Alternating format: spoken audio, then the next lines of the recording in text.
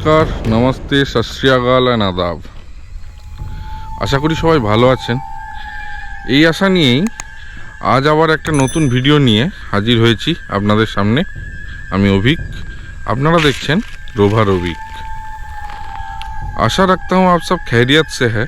इस आशा के साथ ही आज एक और नया वीडियो लेके आपके सामने हाजिर हुआ हूँ। मैं अभिक और आप देख रहे हैं চ্যানেল रोभार अभिक। কোথায় যাচ্ছি আজ আমরা যাচ্ছি গড় জঙ্গল। কিন্তু কোথায় এই গড় জঙ্গল? পশ্চিমবঙ্গের পূর্ব বর্ধমান জেলার দুর্গাপুর মহকুমায় কাঁকসা থানার অন্তর্গত এই গড় জঙ্গল। স্ক্রিনে আপনারা লোকেশন দেখতে পাচ্ছেন। तो चलून जावा जाक गौर जंगल। कहाँ जा रहे हैं आज हम जा रहे हैं गौर जंगल। कहाँ है ये गौर जंगल? गौर जंगल है पश्चिम बंगाल के ईस्ट बर्धमान डिस्ट्रिक्ट में दुर्गापुर सब डिवीजन के अंदर कांकसा थाना में आता है ये गौर जंगल। स्क्रीन में आपको लोकेशन दिखाई दे रहा होगा। तो चलिए चलते हैं गौर जंगल। কিন্তু কিভাবে যাবেন এই গড় জঙ্গল? গড় জঙ্গল যেতে হলে প্রথমে হাওড়া থেকে যে কোনো দুর্গাপুরগামী ট্রেনেতে চলে আসুন দুর্গাপুর। দুর্গাপুর স্টেশনের বাইরেই রয়েছে বাস স্ট্যান্ড। সেখান থেকে বাসে করে চলে আসুন মুচিপাড়া, এবং মুচিপাড়া থেকে গাড়ি কিংবা টোটো ধরে চলে আসতে পারেন গড় জঙ্গল। এছাড়া আপনারা যদি বাই রোড আসতে চান, বাই রোড আসতে গেলে কলকাতা থেকে বাস ধরে চলে আসুন দুর্গাপুর, এবং সেখান থেকে যথারীতি বাস নিয়ে মুচিপাড়া, এবং সেখান থেকে গাড়ি কিংবা টোটো করে আসতে পারেন আপনারা গড় জঙ্গল। যদি নিজের গাড়িতে আসতে চান, নিজের গাড়িতে আসতে চাইলে আপনারা কলকাতা থেকে দ্বিতীয় হুগলি সেতু দিয়ে চলে আসুন NH6 থেকে রাইট টার্ন নিয়ে ডানকুনির দিকে এলে ডানকুনি থেকে পেয়ে যাবেন NH2 ধরে সোজা চলে আসুন পানাগড় বাইপাস। পানাগড় বাইপাসে কাঁকসা মোড় থেকে আবার ডান দিকে টার্ন নিন, পেয়ে যাবেন মোরগ্রাম পানাগড় স্টেট হাইওয়ে। সেখান দিয়ে 24 কিলোমিটার যাওয়ার পরে আপনারা পেয়ে যাবেন महर्षि मेधासेर आश्रम गौर जंगल। कैसे जाएंगे ये गौर जंगल? गौर जंगल जाने के लिए आप सबसे पहले या तो हावड़ा से कोई भी दुर्गापुर जाने वाली ट्रेन पकड़ लीजिए और आ जाइए दुर्गापुर। दुर्गापुर स्टेशन के बाहर ही है बस स्टैंड। वहां से बस लेकर के आप आ जाइए मुचिपाड़ा। मुचिपाड़ा से कार या टोटो में आप आ सकते हैं गौर जंगल। अगर आप बाई रोड भी आना चाहे तो कलकत्ता से कोई भी बस में चले आइए दुर्गापुर, और वहां से वैसे ही बस लेकर के मुचिपाड़ा और कार या टोटो से आ जाइए गौर जंगल। अगर आप खुद की कार से आना चाहते हैं या बाइक से आना चाहते हैं तो आप कलकत्ता से सेकेंड ब्रिज लेकर के सांतरागाछी क्रॉस करके आ जाइए NH6 में राइट टर्न लेकर के सीधा डानकुनी की तरफ आ जाइए, और डानकुनी से ले लीजिए NH2 में सीधा आ जाइए पानागढ़ बाईपास।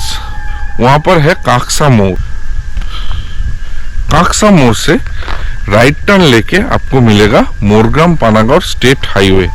वहां से 24 किलोमीटर आने के बाद आपको मिलेगा महर्षि मेधास का आश्रम ये गौर जंगल में। तो चलिए चलते हैं गौर जंगल। এখানে কি দেখবেন? গড় জঙ্গলে জঙ্গল তো আছেই, জঙ্গল ছাড়া আপনারা পেয়ে যাবেন महर्षि মেধাসের আশ্রম, শ্যামারূপা মন্দির, ইছাই ঘোষের টেম্পল বা মন্দির, পুরনো গড় বা কেল্লার ধ্বংসাবশেষ, আরো অনেক কিছু। সবই আপনাদেরকে দেখাবো এবং এখানকার ঐতিহাসিক এবং পৌরাণিক কাহিনী আপনাদেরকে বলবো। দেখতে থাকুন ভিডিওটা শেষ পর্যন্ত। चलून जावा जाक गौर जंगले। क्या देखेंगे यहाँ पर? देखने के लिए जंगल तो है ही। जंगल छोड़ के आपको मिलेगा श्यामारूपा टेम्पल, महर्षि मेधास का आश्रम और इछाई घोष का टेम्पल और पुराने किला का रुइंस जो है वो दिखने को मिलेगा। और भी बहुत कुछ है, सब आपको दिखाएंगे।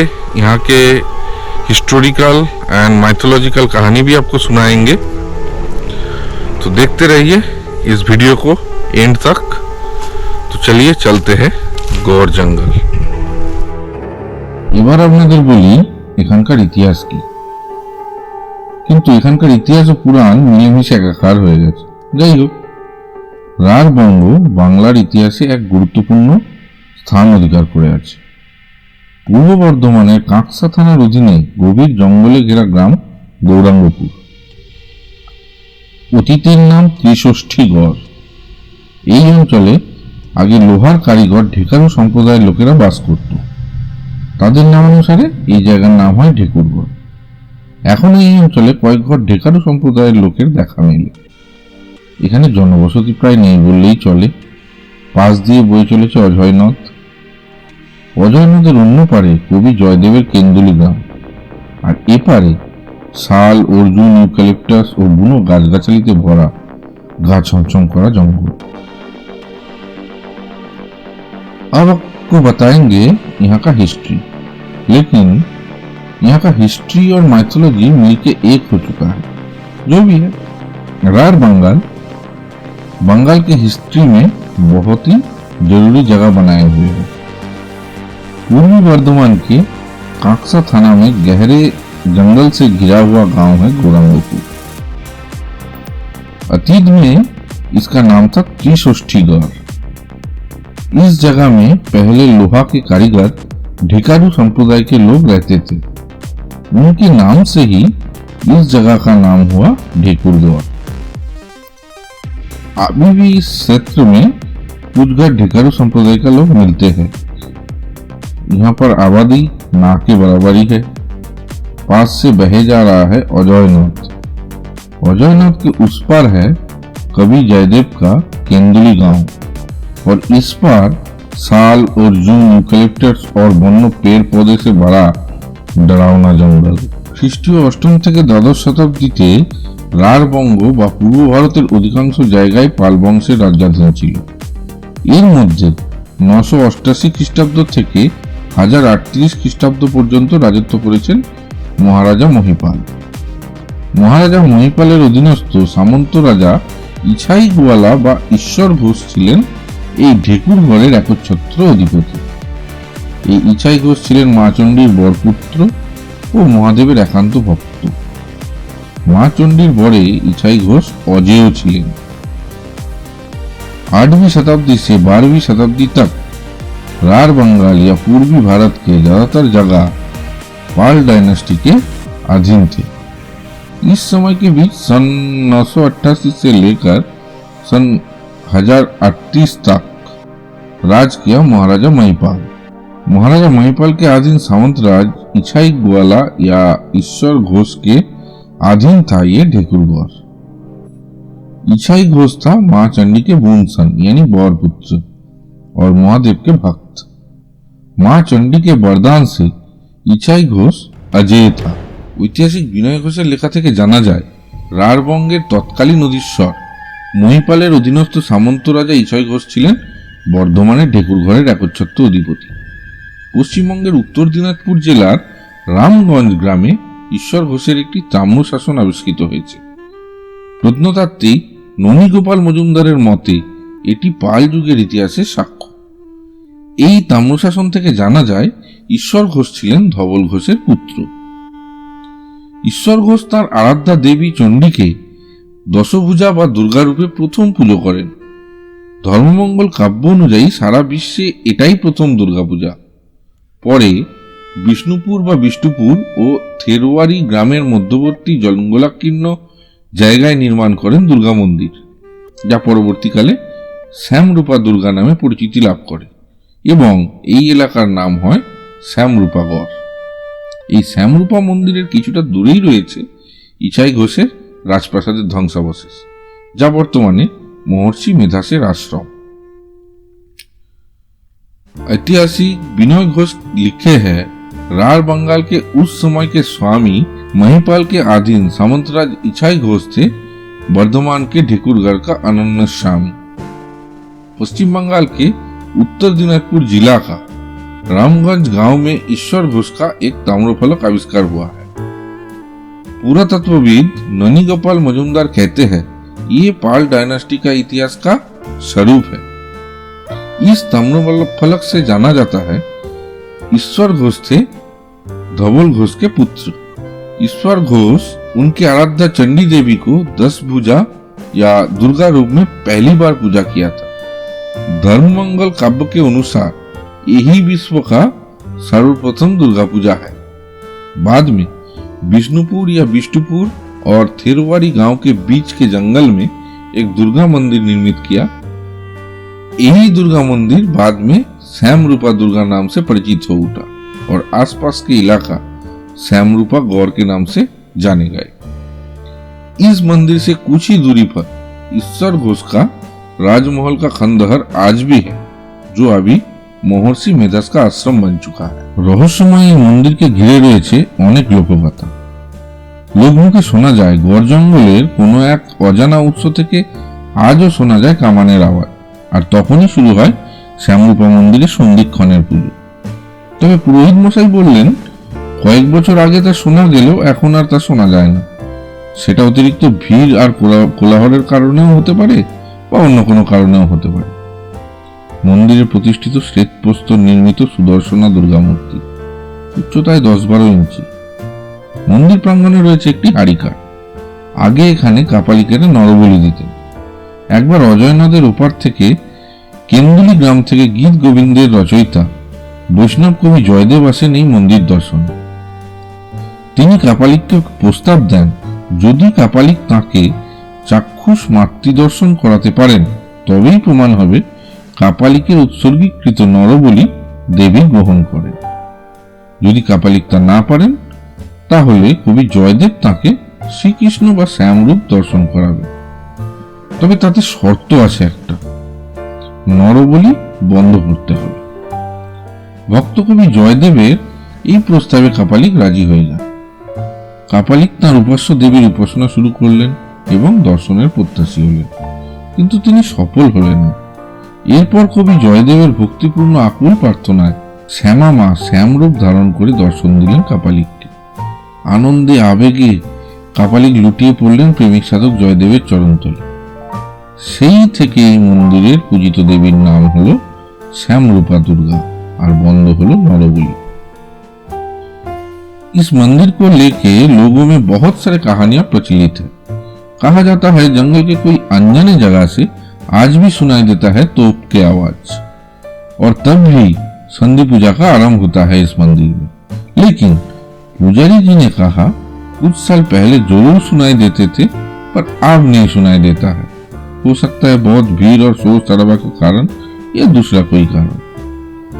मंदिर में स्थापित श्वेत पत्थर से निर्मित सुहाना दुर्गा मूर्त ऊंचाई पर 10 या 12 इंच होगा। मंदिर के सामने है बलि देने का काट। पहले यहाँ पर मानव बलिदान दिया जाता था कापालिक द्वारा। আমরা পৌঁছে গেলাম महर्षि मेधाश्रम বা महर्षि मेधासेर आश्रम। चलून देखा जाक महर्षि मेधासेर आश्रम। हम पहुंच गए हैं महर्षि मेधाश्रम, महर्षि मेधास का आश्रम।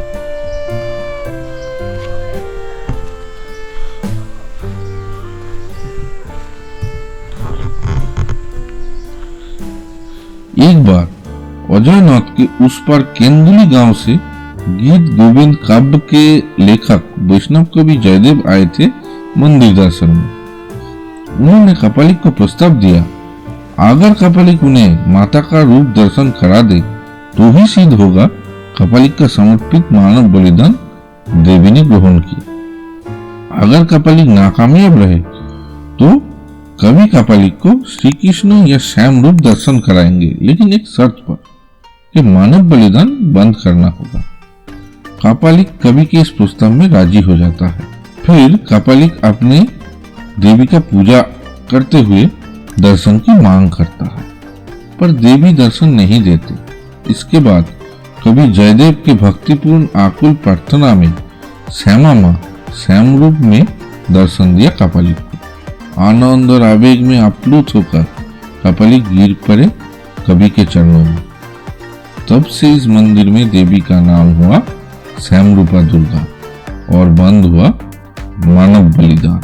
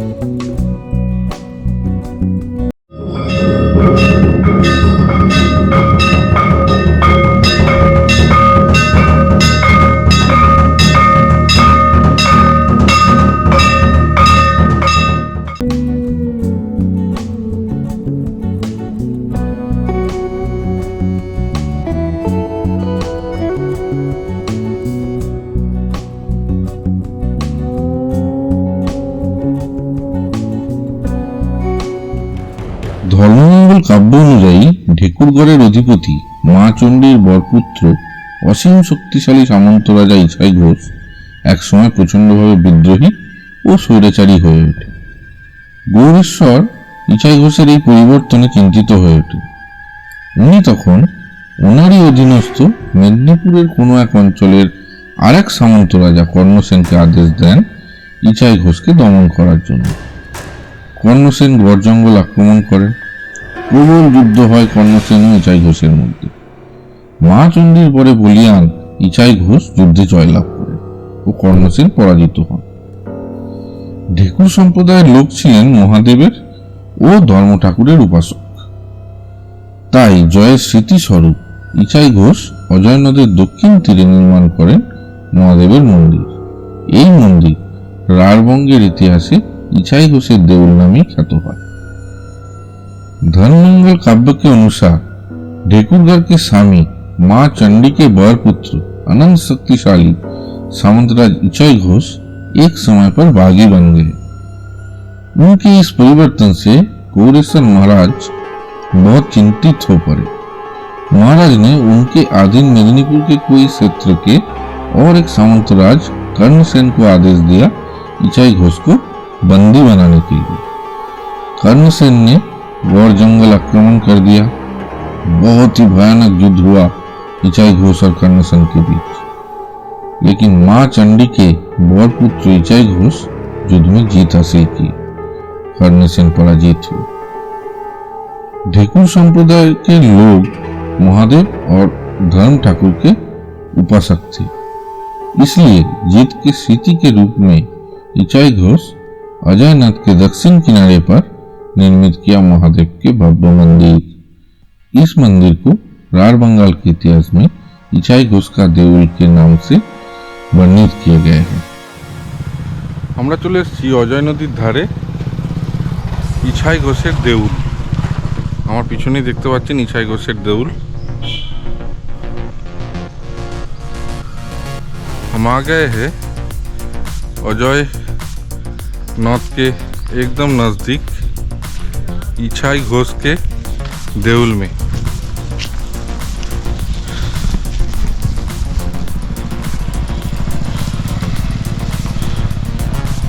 কর্ণ সেনের সঙ্গে যুদ্ধ জয় করার পরে সেই জয়ের স্মৃতির উদ্দেশ্যে ইছাই ঘোষ এই দেউল বানিয়েছিলেন তার আরাধ্য দেবতা महादेवर उद्देश्य। कर्ण सेन के साथ जब युद्ध में जीत गए थे इछाई घोष, तब उनके ये जीत के स्मृति के रूप में उनके आराध्य देवता महादेव के लिए ये मंदिर बनाया गया था। चलिए थोड़ा नज़दीक से देखते हैं इछाई घोष के टेम्पल। পোড়ামাটির ইট দিয়ে তৈরি বিশাল এই দেউল রাঢ়বঙ্গের লুপ্তপ্রায় গৌরবোজ্জ্বল ইতিহাসের সাক্ষী স্বরূপ দাঁড়িয়ে আছে। মন্দিরের গায়ে জীর্ণপ্রায় টেরাকোটার নকশা আজও বহন করে চলেছে অতীতের স্মৃতি। উচ্চতায় 100 ফুট উঁচু, ওড়িশার ইতিহাস খ্যাত রেক দেউলের আদলে তৈরি এই মন্দির। মন্দিরের মাথায় বিশাল এক কলস রেক देउलेर आदलेर प्रमाण रेखे जाए। मिट्टी जलाकर ईटा बनाकर उस ईटा से बनाए गए विशाल ये देउल राढ़ बंगाल के लुप्त होने वाले उज्जवल इतिहास का साक्षी के रूप में खड़े हैं। ऊंचाई पर 100 फुट से ज्यादा मंदिर के गांव में नष्ट होने के कागार पर टेराकोटा का नक्शा आज भी अतीत के स्मृति लेकर के चल रहा है। उड़ीसा के रेक देउल के अंदाज से इस मंदिर को निर्मित किया गया। इसकी चोटी पर एक बड़ा सा कलश रेक देउल के अंदाज का साक्षी है। বলা হয়েছে ইছাই ঘোষের সঙ্গে যুদ্ধে পরাজিত সামন্ত রাজা কর্ণ সেন যুদ্ধে তার 6 পুত্রকে হারান। সেই শোকে তার 6 পুত্রবধূ প্রাণ ত্যাগ করেন। তাছাড়াও ডোম জাতি সম্ভূত বীর সেনাপতি কালুবীরেরও প্রাণহানি হয়। এছাড়াও প্রচুর ক্ষয়ক্ষতি হয়। এইসব কারণে বৃদ্ধ কর্ণ সেন শোকে কাতর হয়ে ওঠেন। কর্ণ সেনের এই করুণ অবস্থা দেখে গৌরেশ্বর মহারাজ ওনার নিজের শালিকা রঞ্জাবতীর সঙ্গে কর্ণ সেনের বিবাহ দেন। ধর্মমঙ্গল কাব্য থেকে জানা যায় বৃদ্ধ অপুত্রক সামন্ত রাজা কর্ণ সেনের সুন্দরী পত্নী রঞ্জাবতী পুত্র লাভের আশায় ধর্ম ঠাকুরের পূজা, কঠোর ব্রত কিছু সাধন করে। এরপর ধর্ম ঠাকুরের কৃপায় রঞ্জাবতী পুত্র লাভ করে। কর্ণ সেন ও রঞ্জাবতীর এই পুত্রের নাম রাখা হয় লাউ সেন। ইছাই ঘোষের সঙ্গে যুদ্ধে তার বাবার পরিণতি ছোটবেলা থেকেই তাকে উৎপীড়িত করতে থাকে। পরে লাউ সেন রাজা হয়ে গড় জঙ্গল আক্রমণ করে। ঘোর যুদ্ধ হয় ইছাই ঘোষ ও লাউ সেনের মধ্যে। যুদ্ধে इछाई घोष पराजित और निहत हो। लिखा है इछाई घोष के साथ युद्ध में पराजित सामंतराज कर्ण सेन युद्ध में उनके 6 पुत्र को खोए थे और उसकी गम में 6 पुत्रवधू भी प्राण त्याग दिए और उनके वीर सेनापति डोम संप्रदायभुक्त कालूबीर भी युद्ध में मारे गए थे। ये सब छिड़के भी और नुकसान हुआ था। सब कुछ होने के बाद कर्ण सेन शोक से जम्बाई हो गए थे। गौरेश्वर महाराज कर्ण सेन के इस स्थिति से प्रभावित होकर उनकी खुद की शालिका रंजावती के साथ कर्ण सेन का विवाह दे दिया। धर्ममंगल काव्य से जाना जाता है वृद्ध बेऔलाद सामंतराज कर्ण सेन की सुंदरी पत्नी रंजावती पुत्र लाभ की इच्छा से धर्म ठाकुर के पूजा, कठोर तपस्या और व्रत करने लगे। फिर धर्म ठाकुर के कृपा से उनको पुत्र लाभ हुआ। इस पुत्र का नाम रखा गया लाउ सेन। पिता के युद्ध में हुई स्थिति जानने के बाद छोटा लाउ सेन मन ही मन जलने लगे। बाद में जब लाउ सेन राजा बने उन्होंने गढ़ जंगल आक्रमण कर दिया। बहुत ही खतरनाक युद्ध हुआ इछाई घोष और लाउ सेन के बीच। युद्ध में इछाई घोष पराजित हुए और मारे भी गए। যুদ্ধে জয়লাভ করে লাউ সেন উন্মত্ত হয়ে ওঠেন। উনি প্রথমে ইছাই ঘোষের গড় কেল্লা ধ্বংস করেন ও তারপর শ্যামরূপা মায়ের মন্দিরে স্থাপিত দুর্গা মূর্তি অজয় নদে বিসর্জন দেন। পরে অবশ্য অষ্টধাতুর দুর্গা মূর্তি আবার মন্দিরে স্থাপনা করা হয় এবং ইছাই ঘোষের পালিত কন্যা কল্যাণী তার শ্বশুরবাড়ি যাওয়ার সময় সেই মূর্তি তিনি সঙ্গে নিয়ে যান। যাত্রাপথে আসানসোলের বরাকরের কাছে কল্যাণীর হাত থেকে সেই মূর্তি পড়ে যায়। কল্যাণী দেবী মনে করেন মা বুঝি এখানেই থাকতে চাইছেন। এইভাবে তিনি সেখানেই মায়ের মন্দির নির্মাণ করেন। এই মন্দির বর্তমানে বরাকরের কল্যাণেশ্বরী মন্দির নামে পরিচিত। এদিকে অজয় নদীর উত্তর তীরে যেখানে লাউসেন সৈন্য শিবির স্থাপন করেছিলেন, বর্তমানে সেই গ্রাম লাউসেনতলা গ্রাম নামে পরিচিত। এখনো ডোম সম্প্রদায়ের বহু লোক দূর দূরান্ত থেকে 13ই বৈশাখ তাদের স্বজাতি কালুবীরের পূজা করতে এই অঞ্চলে আসে। অজয় নদের দক্ষিণ তীরে যেখানে লাউসেন ও ইছাই ঘোষের যুদ্ধ হয়েছিল তা বর্তমানে কাঁদুনে ডাঙ্গা নামে পরিচিত। স্থানীয় লোকেদের মতে যে যুদ্ধে ইছাই ঘোষ নিহত হন তার আগে ইছাই ঘোষের আরাধ্যা দেবী শ্যামরূপা মা স্বপ্নাদেশ দেন সপ্তমীর দিন যুদ্ধে না গিয়ে অষ্টমীর দিন যুদ্ধে যাওয়ার জন্য, কিন্তু ইছাই ঘোষ মায়ের আদেশ অমান্য করে সপ্তমীর দিনে যুদ্ধে যান এবং পরাজিত ও নিহত হন। স্থানীয় লোকেদের আজও বিভিন্ন পালা পার্বণে আয়োজিত অনুষ্ঠানে প্রচলিত একটি লোকগীতি গাইতে শোনা যায়। শনিবার সপ্তमी सामने बार बेला, आजी रने जाइयो ना इछाई गोवाला। युद्ध जीतने के बाद लाउसेन खुशी से पागल हो गए। उन्होंने पहले इछाई घोष का राजमहल तथा गढ़ किला विध्वंस किया और उसके बाद श्यामरूपा मंदिर के दुर्गा मूर्त को अजय नद में विसर्जन किया। लाउसेन चले जाने के बाद अष्टधातु का एक मूर्त फिर से मंदिर में स्थापित किया गया था, पर इछाई घोष के पालित पुत्री कल्याणी ने उस मूर्त को ससुराल जाने के समय साथ ले गए।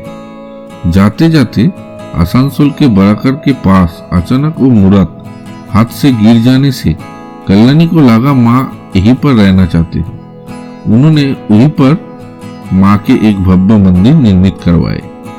ये मंदिर वर्तमान में बराकर के कल्याणेश्वरी मंदिर के नाम से जाने जाते हैं।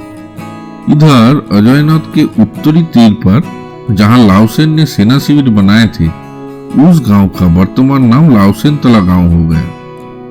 आज भी डोम संप्रदाय के बहुत लोग दूर दूर से उनके स्वजाति कालूबीर का पूजा करने 13 वैशाख को इस अंचल में आते हैं।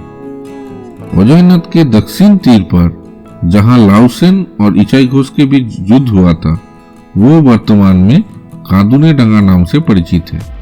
स्थानीय लोगों के हिसाब से जिस युद्ध में इछाई घोष मारे गए, उससे पहले इछाई घोष के आराध्या देवी श्यामरूपा माँ उन्हें सपनादेश दिया था कि सप्तमी के दिन युद्ध में ना जाकर अष्टमी के दिन युद्ध में जाए, पर इछाई घोष उनकी आदेश ना मानकर सप्तमी के दिन ही युद्ध में चले गए और मारे भी गए।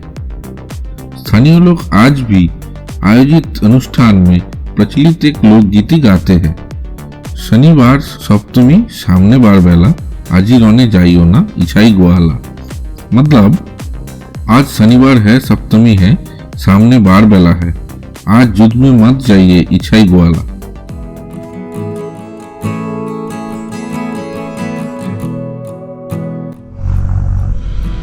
করোনার কারণে ইছাই ঘোষের দেউল আর দেউল পার্ক দুটোই বন্ধ, তাই দেউল পার্ক আপনাদের পুরোপুরি দেখাতে পারবো না। রাস্তা দিয়ে আসার সময় দেখলেন, ওইটুকুনি দেখাতে পারবো, মাফ করবেন এর জন্য। कोरोना के कारण देउल पार्क पूरा बंद है, इसलिए आप लोगों को देउल पार्क दिखा नहीं पाएंगे। इछाई घोष का देउल भी बंद है, लेकिन फिर भी इनको दिखाया गया थोड़ा बहुत, लेकिन देउल पार्क दिखा नहीं पाएंगे, इसके लिए थोड़ा माफ करना मुझे। আজকের মতো এখানেই বিদায় নেব।